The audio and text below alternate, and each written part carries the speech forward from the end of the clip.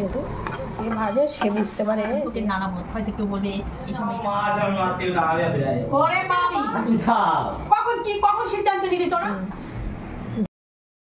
হ্যাঁ ওর সকালবেলায় স্নান করে চলে এসেছি ঠাকুর ঘরে। পুজোটা ঝটপট করে দিয়ে নিই, আর একটু পরে অমাবতী লেগে যাবে। না আর একটু পর না, আমি এসছি এখন ঠাকুর ঘরে 7:30 বাজে। সুপ্রভাত বন্ধুরা, আমার আরও একটা নতুন ব্লগে আমার সকল বন্ধুদের জানাই স্বাগত।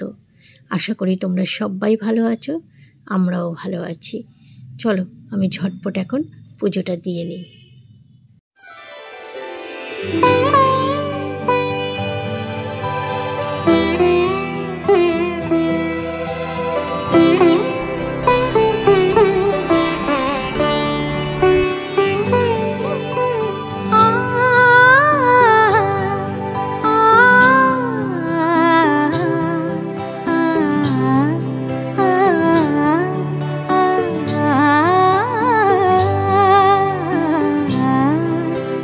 ঠাকুরের বাসন মাজা শেষ হতেই শাশুড়ি মা নিচ থেকে ডাকলো।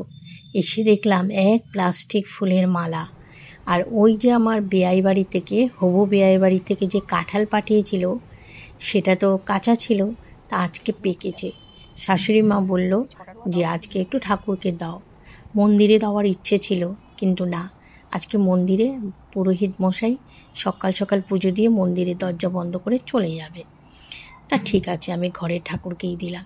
আর দেখো এত মালাগুলো তো মানে কি করব, ঠাকুরকে পরিয়ে দিই। কেউ বলছে যে ঠাকুরের আসন আর ছোঁয়া যাবে না, ঠাকুরকে নিচেই মানে একটু জল, বাতাসা জল, ফল এগুলো দিতে হবে। আর আজকে দেখো অপূর্ব লাগছে, সব মালা দিয়ে আমি ঠাকুরকে সাজিয়েছি। এখন বাজে 8:10, 8:45 অমাবতী লাগবে। তাও আমি ঠাকুরকে প্রত্যেক দিন জল ফুল দেবো। আসনে মানে আসন ছুতে নেই বলে, নিচে দিয়ে দেবো। এটা আমি করি, আমি ঠাকুরকে অনাহারে রাখি না। অনেকের বাড়িতে পুজো বন্ধ করে রাখে। আর আমি কিন্তু এই কদিন আর তোমাদের ঠাকুরঘর দর্শন করাবো না। নানা লোকের নানা মত, হয়তো কেউ বলবে এই সময় এটা করছো কেন, এটা করছো না কেন। এর জন্য আমি একেবারে তোমাদের বুধবার থেকে ঠাকুরের পুজো টুজো যা দেবো সে দিন থেকে শেয়ার করবো, এই কদিন দেখাবো না। অনেকের হয়তো আপত্তি থাকতে পারে, তার জন্য এটাই আমি চাই। যে পুজো দিলাম, বিয়াই বাড়ির কাঁঠাল দিয়ে ঠাকুরকে পুজো দিয়েছি। কাঁঠালের রোয়াগুলো না বেশ বড় বড় হয়েছে, এই দেখো। আর আজকে তো মালা ভর্তি। এবার বলছে যে আসন ছুতে নেই, শুনেছি, কিন্তু এই যে মালাগুলো, এগুলো এতদিন আমি এর মধ্যে রাখবো। ভাবছি আরেকটু পর হাতটা ধুয়ে তারপরে মালা ঠালাগুলো দেখি নামিয়ে নেবো, নাহলে থাক। ও বাবার লোকনাথের গায়ের থেকে মালা ঠালা আমি ধরে খুলতে পারবো। বাবা তো মহাপুরুষ, কী বলবো। ঠিক আছে, চলুন আজকে সকাল সকালই আমি ঠাকুর ঘরে এসেছি, যে কাজগুলো সেরে রাখি। এখানে প্লাস্টিকের মালা ঠালা ছিল সব সরিয়ে দিয়েছি, কারণ ঠাকুর অমাবতী যাওয়ার পর ঠাকুরের সমস্ত কিছু তো ধুতে হয়। যতটা সরিয়ে রেখেছে আর আমার ওগুলো ধুতে হবে না। ঠিক আছে, এখন যাই, গিয়ে চা করি। তার আগে একটু প্রসাদ মুখে দেবো। আর দেখি দিদিকে, ননদকে ফোন করবো, ওরা এসে কাঁঠাল নিয়ে যাক। সে কবে দিয়েছে বলো তো কাঁঠালটা? বেশ কয়েকদিন ধরেই দিয়েছে। চলো, অনেকক্ষণ কথা বলে এবার যে আমি ঘরের কাজ সারি। প্রসাদ তো কেন কাঁচা আছে?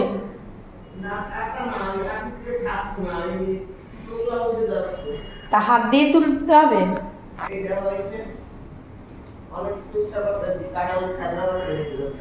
তাহলে ওই তুলে দাও। হ্যাঁ, দুটো বাটে, শিল্পীদেরটা তোলা। আর ওই সেই আসবে শিল্পীটা ফোন করেছিলে?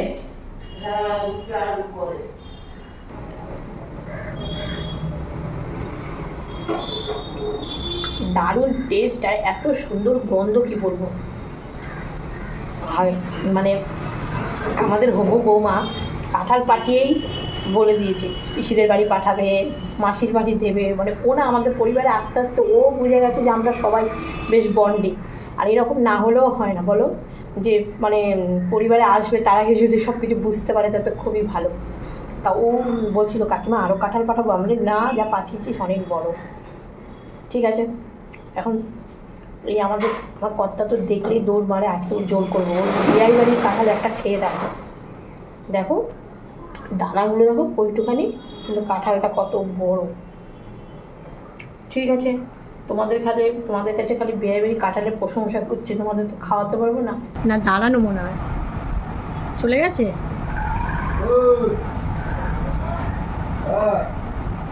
চাও দিয়েছি আর দোকানে গাড়ি এসেছে। বলো চাটা খেয়ে যাচ্ছি।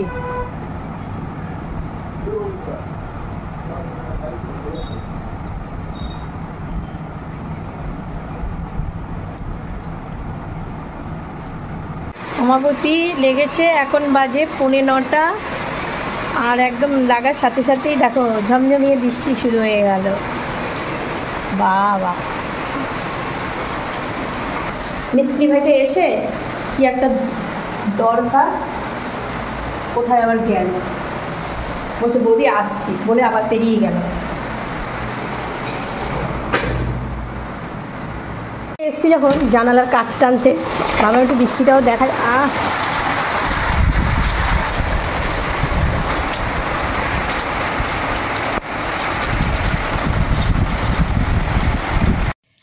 আজকে দেখলে তো কত ফুলের মালা, যেদিন দরকার হয় সেদিন আর পাওয়া যায় না। আসলে যে ফুল বিক্রি করে জানে তো অমাবতী আর এর মধ্যে কোনো পুজো টুজো নেই, তাই ফুলের মালাগুলো কি করবে, আমাদের মানে যেই বাজারের দোকান আছে শ্বশুর শাশুড়ি, তা পাশেই দোকানদার ছিল, উনি এই মালাগুলো কালকে আমার শ্বশুর শাশুড়ির কাছে মানে বিক্রি করে দিয়েছে। কম পয়সায় নিশ্চয়ই নিয়েছে, কেননা মানে এতগুলো মালা দিয়েছে, অনেকগুলো মালা ছিল। অন্য দিন হলে কয়েকটা মালা রেখে দিতাম, কিন্তু না, রাখলাম না, কি হবে। আর পুজো মানে সেইভাবে তো কেউ বলছে ধূপকাঠি জ্বালাবে না, কেউ বলছে ফুল দেবে না, মানে ওই যে তোমাদের বললাম না, নানা লোকের নানা মত। আমি আমার ঠাকুর ঘরে ঢুকে আমি আমার নিজের মতো ইচ্ছে করে যেভাবে হোক পুজো দেব, এই জন্য ওটা আর আমি সোশ্যাল মিডিয়াতে দেখাবো না। তারপরে ওই নিয়ে আবার কমেন্ট বক্সে কমেন্ট, এই আমাদের এটা হয় না, তোমাদের এটা হয়, এই জন্য থাক। মেন উদ্দেশ্য হচ্ছে আমার ঠাকুরকে জল বাতাসা বা খাবার দেওয়া, এই আমার উদ্দেশ্য। এবার সেটাকে তো এক একজন এক এক রকম চোখে দেখবে। এখন ছেলের সাথে কথা বলছি, শনিবার ছেলে এই উঠলো, তা ওর সাথেই কথা বলছি। আজকে দুপুরে খাওয়া ডাল, মুগ ডাল, আলু ভাজা খাবি তো? চালটা ভিজে ওরা ওই বলে চলে গেল, তো বলে পরে আমাদের খবর দিও। তা ওই করতে হবে স্টিকার, মানে ভালো যে ফুল দেখে। কি খাবে গো? ছাতুয়ারি, বৃষ্টি পড়ছে বাইরে, কাদা কাদা কাদা। এই যেন এক ডিউটি। ছেলেকে জিজ্ঞাসা করে এসে আবার কর্তামশাইয়ের সামনে দাঁড়ালাম, কি খাবে গো? তা ও তো ওই যে বললো যা দেবে তাই খাবো। তা আমি আমি বললাম যে চিড়ে আর দই খাও, বলে ছাতু দিলে ছাতুও খাবো, কিন্তু ও ছাতুটা পছন্দ করে না। ও বাবা, মন্দিরের দরজা বন্ধ থাকবে আর ঘরের ঠাকুরের অসুবিধা নেই, মুখ খোলা থাকবে। মন্দিরে বন্ধ? হ্যাঁ, মন্দিরে বন্ধ থাকবে। আর ঘরে আমি তো পুজো দিয়ে নিয়েছি। আর তুই খাবিটা কি? আর কি এমনিটা ভিজায়, বৃষ্টি খাবে, পেটে যখন খিদার লাগবে তখন তো খেতে যাবে। ও আমাদের ওটাকে চিরাটা দিয়ে আসে, নাহলে আবার বলবে জিজ্ঞাসা করে গেল, খাবার তো পাঠালো না।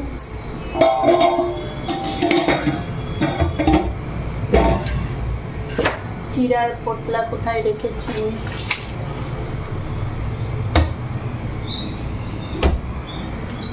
মিস্ত্রিরা চলে গেল, ওই কি স্টিকার ওরা বলেছিল রং দিয়ে প্রথমে করে দেবে, এখন বলে ওগুলো নাকি অ্যামাজনে অর্ডার দিতে হবে। আমি বললাম তাহলে তোমরা যাও, এখন এত তাড়াহুড়োর মধ্যে কিছু সিদ্ধান্ত করা যায় না। বৃষ্টির মধ্যে বেরোবে আর টুপি দেওয়ার, টুপিটা তো সেদিন ধুলাম, আর বাইক নিয়েই বেরোবে, আর আজকে ছুটি। ও বাবা, এই তো না পেলে এক্ষুনি চিৎকার করতো, মা এত দামের টুপি, অত দামের টুপি। বাবা বৃষ্টি পড়ছে সোনা, দেবো ব্যাগে?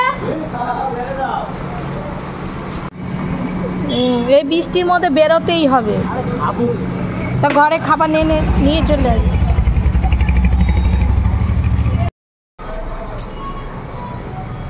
বেরোলো, আমি আবার ওই ঘরে একটু কাজ করছিলাম, মিস্ত্রিদের পাঠিয়ে দিয়েছিলাম, ওই জন্য একটু কাজ। কয়েকদিন ধরে ভাবছি এইগুলো একটু মুছবো, দেয়ালের টাইলসগুলো, সময় হয়ে ওঠে না, আর মিস্ত্রিদের কাজের জন্য মুছি না। তা আমার বাড়ি মোটামুটি কাজ শেষ হওয়ার মুখেই, আজকে এত কাজ করবে না, আর এই কদিন সেরকম কাজ নেই, তাই দেয়ালগুলো মুছে নিলাম।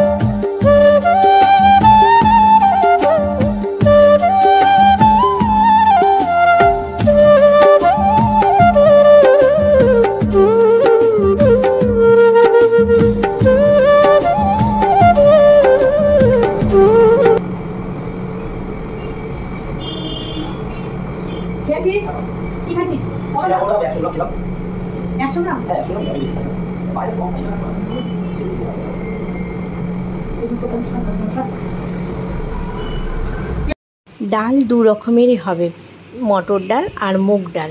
আমার ছেলে আবার মটর ডাল পছন্দ করে না, তাই মুগ ডাল করব ওর জন্য একটু। আর আমার কর্তামশাইকে আজকে একটু আম দুধ দেবো, কেননা ও দুধ দিয়ে আম খুব ভালো খায়। গেছে শনিবার একটু দিয়েছিলাম, আজকে একটু দেব। আর অমাবতীতে আম দুধ খেলে খুব ভালো শুনেছি, আম দুধ কাঁঠাল। আগে না আমার দিদিমা করতো জানো তো, তারপরে আমার মাও না 2-1 বছর করেছে, কিন্তু প্রচুর কঠিন নিয়ম।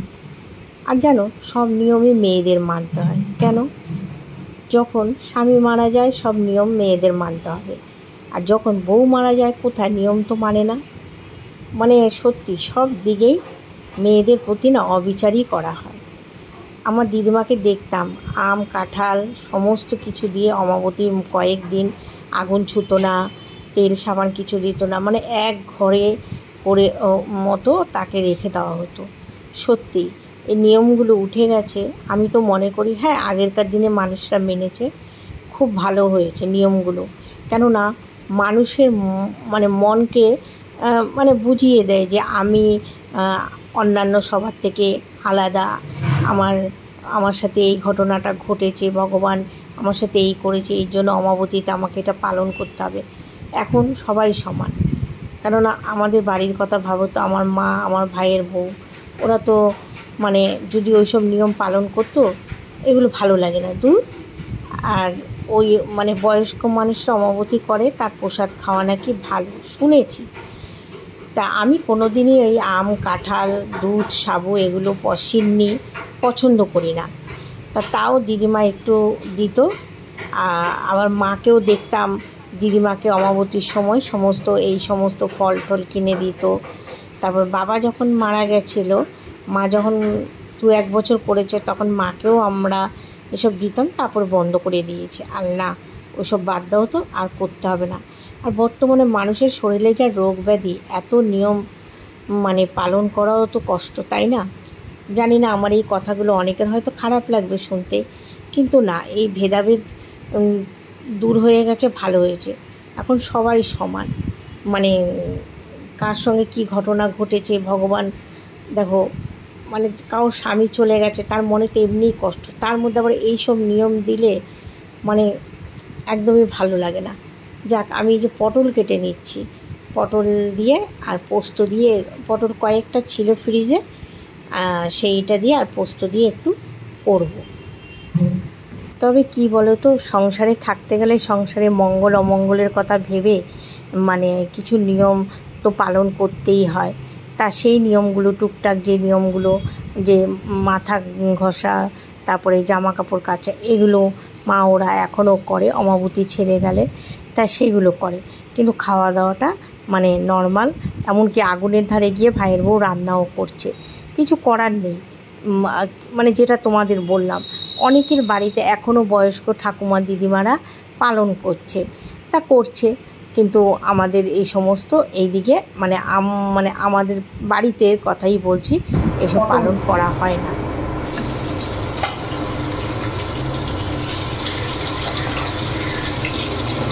লাইটটা অফ করে দিয়েছি ঘরে। দুধটা একটু ঠান্ডা হোক, খড়টা ভালো পড়বে। পটলটা বসিয়ে আমি ওই পাশে ঘরের দেয়ালগুলো মুছতে যাবো। ওই পাশে দেয়ালের টাইলসের মধ্যে কি ধুলো পড়ে আছে।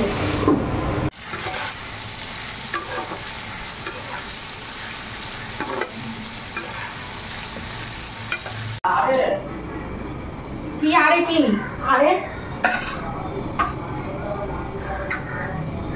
আমি জানি আমার মা আছে, আমি মা থেকে টাকা দিয়ে ফিরে আসবো। ওরে বাবা, মা আছে আমি দিই। আমি তো যেন টেনশন করি না। আমি ঘরে কাজ করিয়েছি, এখন আমার কাছে কি করতে আজকে? ওই বিলা বাবা কখন বেরোবি? তুমি থাক। কখন সিদ্ধান্ত নিলি তোরা? আরে বাবা তুমি দাও, দেখি তোমার মুখটা ফিরে যাবে নাকি? দাও। কে যাবে? সব যাবে। দাও আমি গ্যাস টেস্ট করি। ওই টাইমটা করি। কেন ওই ট্যাবলেটটাই খেতো? কে যাচ্ছে শুনি আমি? চিল্লাও না, আমি না শুনে কত কি তোমার? তুমি 22 তারিখে যাবা, আমার এই কাছে কাটা ঢুকেছে, অত বড় কি পাগে ভয় নাকি? দাঁড়া। কিন্তু টিকিট তো কেটে নিয়েছিস ওটা। আরে আমি যে মা আছে, মা থাকলে হবে অত বাবু।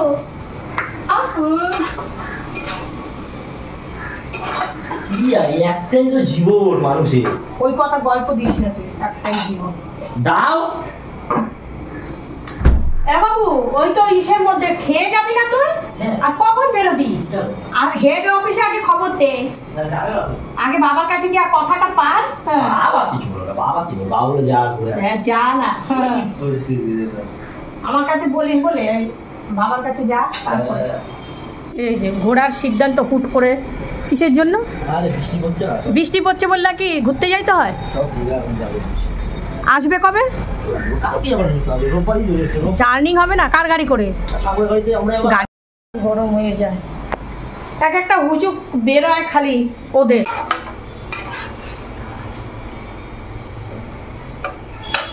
আলোটা খেতে হবে দিনে। আর কে যাবে? দেখ এখন এখন গেছে ওর বাবার কাছে, যে বাবাকে গিয়ে বলি। এমন ছেলে না, কি বলবো। এখন যাওয়ার আগেও দেখো চিৎকার অশান্তি করতে ভালো লাগে। যাবে এক জায়গায় এইরকম, তাও তো এখন কম। আবার যেটার বিয়ে হয়েছে সেটাও যাচ্ছে, আমার ভাইয়ের ছেলেটাও যাচ্ছে। নুন জলে আলুটা ভিজিয়ে রাখলাম, আর এই যে পোস্ত দিয়ে পটলটা করলাম। দাঁড়াও চিমনিটা জ্বালাই, এই দেখো বেশ সুন্দর। কিন্তু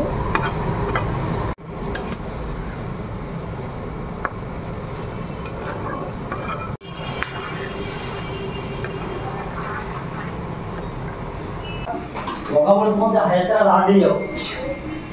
কি দরকার বলে 1000 টাকা তোমাদের ধার নিয়ে যাবো। পাবো ক্রেডিট কার্ডে কি হয়? মানে কিছু হয় ক্রেডিট কার্ডে? ওরকম বলি, তারপর দেখা যাবে। বাবাকে বলেছি? বাবা বলে যা ঘুরে আয়। ও বাবু তুই এই গল্পটা দিস? বলছে যা ঘুরে আয়। হ্যাঁ বলে বৃষ্টির ওয়েদার ভালো তো। কি কথা? জিজ্ঞাসা করো না, আমার জিজ্ঞাসা করতে হবে না।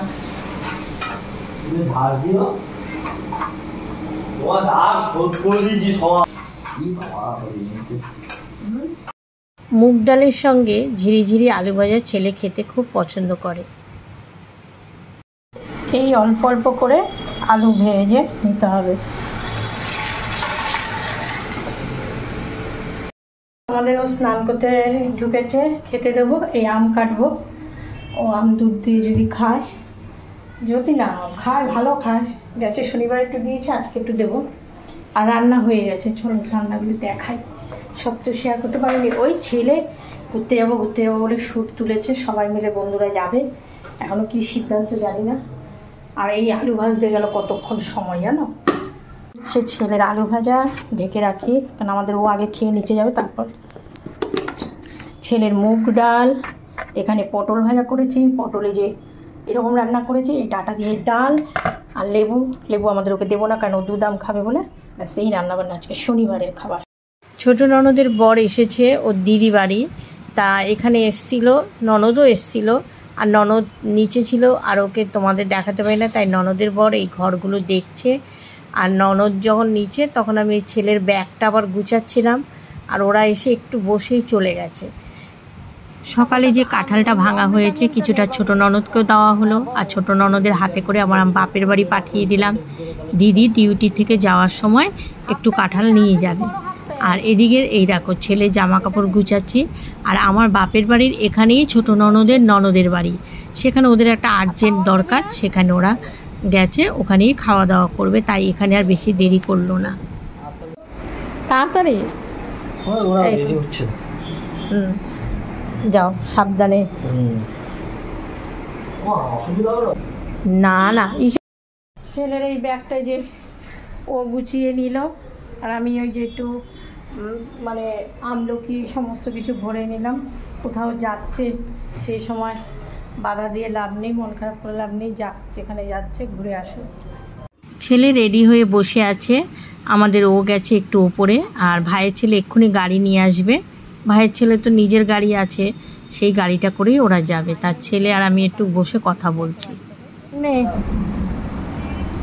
কই ও দিয়ে দিয়েছে টাকা অনেক কইছিস না? বলিনি, আমাকে ফোন করবে আরেকটু পরই।